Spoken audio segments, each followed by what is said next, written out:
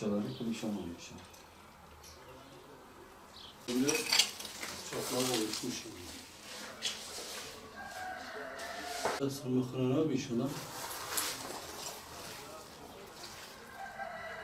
Her şey yanmış hocam. Görüyorsunuz ama pencereleridir tavanda bile yani tahrip olma var. Tavanı bile çökmüş.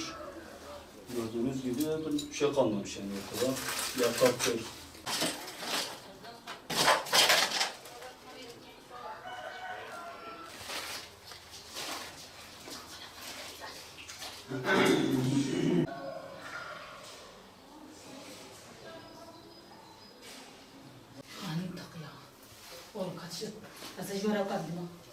Nasıl?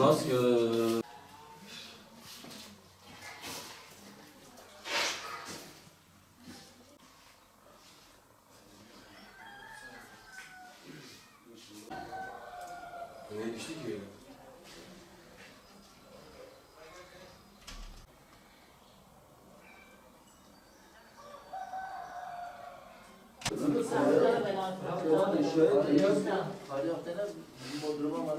Burası halamın evidir. Ben yegeniyim.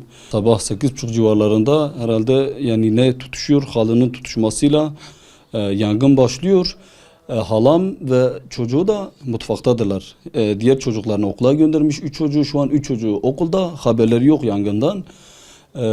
Böyle dumanı filan hissediyorlar. Geliyorlar bakıyorlar ki işte alev almış. Böyle diyor ben biraz müdahale edeyim. O sırada ellerini filan da yakıyor. O hengamede çocuğunu alıyor ve dışarıya kaçıyor. Aile gariban bir ailede. Zaten kocası yanında değil. Kocası inşaatlarda çalışıyor. Kocası şu an Antalya'da. O da zaten yani yeni biz ona haber verdik. Şu an biletini kesmiş. O da yoldadır geliyor. Yani ev perişan durumda. Yani fayanslarıdır, işte duvarlarıdır, tavan bile çökmüş. Ondan sonra yani biz de geldik, dumanı biz gördük. Geldik biz o sırada hortum işte suyla müdahale etmeye çalıştık. O sırada işte itfaiyeciler geldiler, müdahale ettiler. Yani evin yani bu odada, çocuk odasında şu an bulunduğumuz odada yangın başlıyor. Ama diğer evin bütün odalarına da yani etkiliyor, fena bir şekilde etkilemiş. Yani eve bakıyoruz, ev perişan halde. Biz mesela hani eşyaların çoğunluğu zaten %70'i eşyalar yanmıştı. Biz çoğunluğunu yine çıkardık. Bunları da şimdi çıkaracağız. Ailenin durumu yok hocam. Zaten kocası inşaatlarda çalışıyor. Yani biz hani tahmini bir fiyat biz şey yaptık. Yani en az bir 120-130 milyar şu an maliyeti var. Hani şimdi baktık zaten geldiğimizde bir tane çocuğuyla burada halam perişan olmuş.